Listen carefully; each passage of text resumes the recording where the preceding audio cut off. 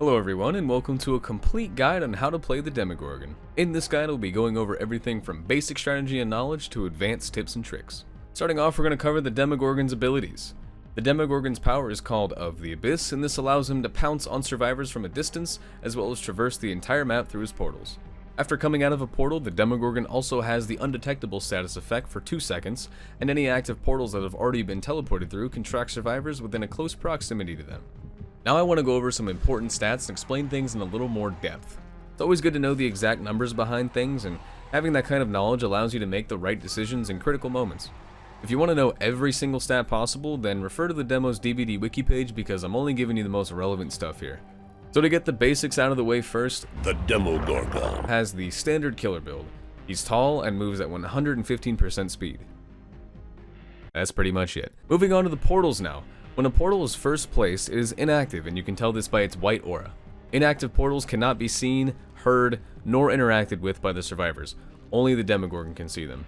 However, once a portal is teleported to or from, it becomes activated and its aura changes to yellow. Active portals can track survivors within a 4-meter range, but at the same time can also be sealed by the survivors. If only one survivor seals the portal, it'll take 12 seconds total, but any other survivors that come and help will speed up the process. Demo starts with 6 portals by default and can have up to 8 with add-ons if you so choose. The cooldown for teleporting is actually very good at 14 seconds and won't require you to run any add-ons to compensate it. Active portals also emit sounds out to 8 meters, and this is important so you can know roughly how far away to place your portals from objectives so that they won't be spotted easily, saving you precious time. Playing killer is all about time efficiency. Next, the demo's special attack, the Shred. It takes 1 second to fully charge Shred, and a fully charged Shred will cover a maximum distance of 11 meters. This refers to you being on the ground and not leaping from an elevated surface, as you can actually cover huge distance leaping from the second story of buildings, such as the Asylum or Coal Tower. You can also do what is called a baby Shred, where you charge it up to at least 65%. With this, you will cover less distance than a fully charged Shred, but it's still more than a normal lunge and can be useful in a pinch. While holding Shred, you move at 92% speed. Keep in mind that a running survivor moves at 100% speed, so you're much slower than them. Okay, so next let's talk about how to use Shred effectively. Ironically, the best way to get hits with your Shred is to not actually hit them with your Shred. Instead, what you want to do is hold your Shred whilst walking at the survivor. When survivors hear the distinct hiss sound that you make at the beginning of your power, they will start juking left and right, thinking you're going to instantly pounce on them, all the while losing distance. If they don't juke, then you can just shred them, and either way you're still getting a hit. Now, the thing that makes this possible is Rat Liver. Rat Liver is by far Demo's best add-on, and it's a common, which is hilarious. You should be running this every game. I personally think they should just incorporate it into his base kit, but that's aside the point. Without Rat Liver, the holding your Shred strat doesn't work as well because of how slow you are. You can definitely still do it, but with Rat Liver you gain an additional 9% movement speed, bumping you up to 101%, so technically faster than the survivors. When you are holding Shred, also keep in mind what the survivor is seeing. Your face is open the entire time and you have a very distinct stance. If you have Rat Liver, you can hold this as a constant threat and not lose any distance. This would be called zoning the survivor. During this entire time, the survivor will either be looking behind them waiting for you to make a move and eventually running into something, or constantly juking back and forth until you're right in front of them.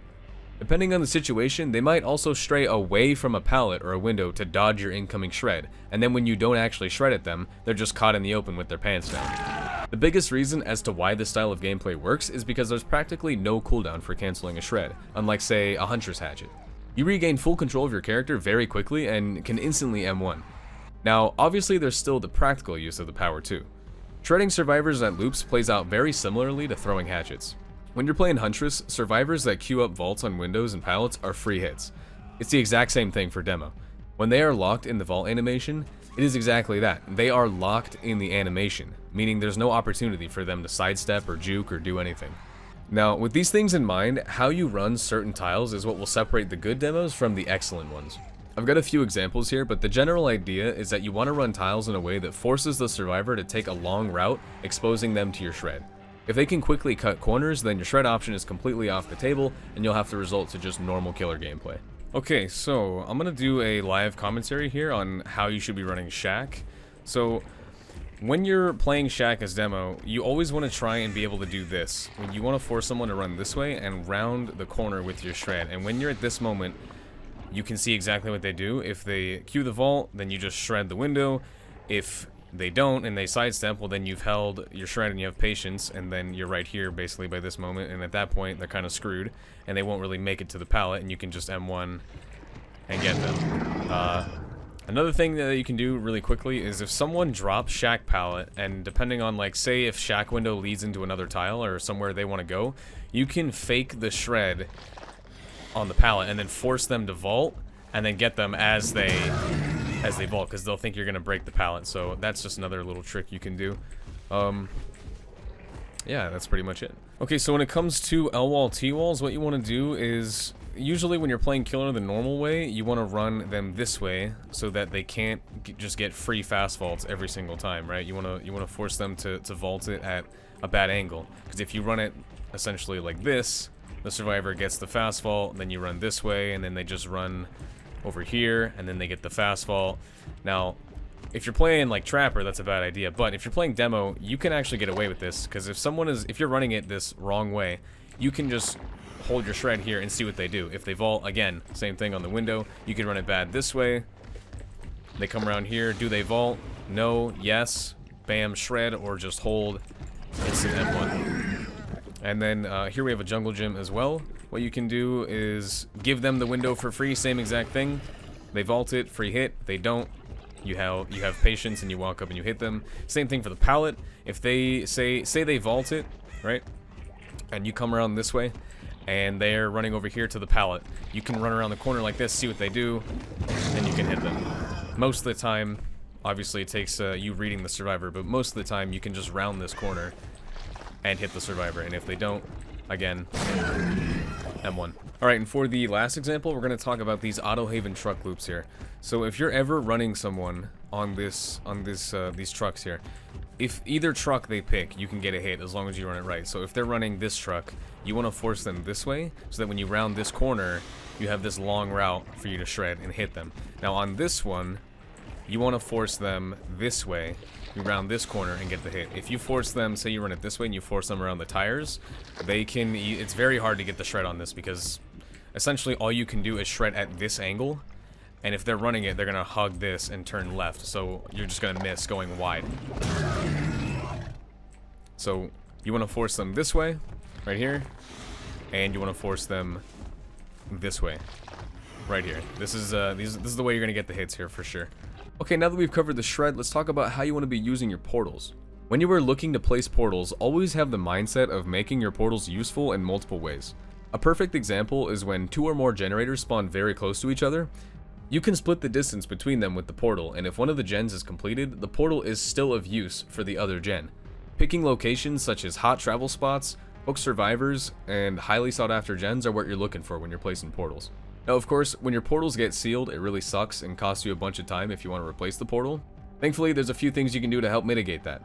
Number 1, grass. Placing portals in grass is about as effective as placing bear traps in grass. The chance it goes unseen is significantly higher and well worth your time. Number 2, portal sounds. Like we discussed earlier, portals emit sounds within a range of 8 meters, and these sounds include the Demogorgon crawling out of the portal. If say you place a portal 12 meters from a gen but right in the open, if you teleport to that portal, the survivor may not necessarily hear you, but they'll simply just see you and be like, oh shit, he's right there. So with that in mind, that leads me to number 3, line of sight blockage. Always be looking for something to conceal yourself while you crawl out of the portal. This way you can make the most of your 2 seconds of undetectable, and while you may not always get an immediate hit, at the very least you can start the chase much closer to the survivors than if you had just walked up with your normal tear radius. Alright, so moving on, we've got some advanced tips to cover. Starting off, don't be hesitant to shred up or down stairs, you can totally do it. Next, if a survivor is holding an item when they queue up a vault, the item will momentarily disappear, meaning you 100% without a doubt know they are committed to the vault. If the item never disappears, well, then they haven't queued up the vault and you can expect them to sidestep. Portals can track survivors even if they are in lockers. Portals can also track below themselves, for example on the game. A portal on the upper floor will track a survivor walking under its position on the floor below. When it comes to the most efficient way to break a pallet, there's no concrete choice for which is best, hitting space or shredding. Either can work, it all just depends on the situation that you're in. If you are a little bit away from the pallet, shredding will be faster, but say a pallet is dropped right in your face, or you get stunned, It is much faster to just hit space instead of readying the entire shred, then breaking it, then experiencing the cooldown, then moving on. While in the upside down, you can still hear every sound as if you're on the ground level like normal. This way you can kinda know what to expect and where to go when you arrive. If you are ever chasing someone at a car loop like this, you can do what is called a car tech. I know, I would have never guessed that name. If you shred at the hood of the car and slightly angle yourself in the direction of the survivor, instead of colliding with the car, you will instead slide until you reach the edge and then finish the rest of the shred on the side of the car. Only very experienced players will know to expect this, and due to this fact, it works every time. The next time you are at a down pallet with a survivor, you can stand there and fake like you're gonna shred it, and 9 times out of 10, the survivor will assume you're breaking it and just start running away. Then, obviously you cancel it and catch them in the open and get a free hit. Think of chainsaw feathering a pallet with Billy? Same exact thing. Also, never be afraid to hold your shred from a distance that is clearly too far away to actually hit the survivor. Again, most survivors aren't that experienced, especially against Demo because barely anyone plays him, and a majority of the time, you can get someone to stray away from something safe when they're in no danger at all. Same thing with pallets too, you can get people to drop pallets when they don't even need to. As far as a build for Demo goes, he's got some versatility to him, so you can definitely run some off-meta stuff, but if you want the best all-around build, I would recommend you run this right here. 3 out of the 4 perks here I feel are musts. Corrupt allows you to actually get some portals down without losing 2 gens right off the bat. Barbecue allows you to make the best and most time-efficient teleports due to the aura reading, and Save the Best for Last is inarguable on him. Demo is probably the best killer for taking advantage of the perk, and when you're at max stacks with Demo, you are scary. For the people that don't know, Save the Best for Last is only affected by basic attacks. This means that hitting survivors with your shred will not gain nor lose you any stacks, so what you can do is only shred your obsession and essentially stay at max stacks the entire game. Now, I run Infectious Fright in my last perk slot because I like to play aggressively, but think of this slot as your flex slot. Substitute perks I would recommend would be Pop Goes the Weasel, Whispers, and if you still want to stay aggressive, I'm all ears.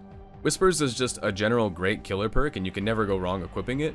Pop is definitely meta as fuck at the time of making this video, and I'm sure you know what it does. And I'm all ears is that sleeper perk that no one expects, but the results you get from it are insane. For add-ons, we have Rat Liver and Rat Tail, and just because these are 2 brown add-ons, don't be fooled. These are, in my opinion, some of Demo's best add-ons, and you can run them every game too. Most of his add-ons are complete trash and don't really help you that much, other than the very niche situation where they work, but you'll go entire games without getting any value out of most of the add-ons.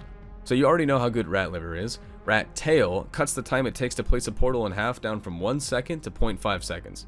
This may not sound like a huge deal, but the faster you can make the portal setup process, the better. Deer Lung is also very good, but they kind of get the same job done in different ways, and since Rat Tail is brown, it's more consistent and thus better in my opinion. Plus, if you ever really need to be somewhere immediately, that faster portal placing is really nice. If you don't have the shred down just yet, then instead of Rat Tail, I'd recommend you go with Black Heart or Muse Guts. Both of them slightly reduce the cooldown for missed shred attacks, and Muse Guts just gives you an extra portal on top of it. They're both pretty good. Alright, so there we go. You've got everything you need to make the Demo the best he can be. You know how to use his shred, you know how to use his portals, you know the numbers behind everything, you know how to run tiles properly, you even know the obscure advanced tips, and you have a solid build to start with.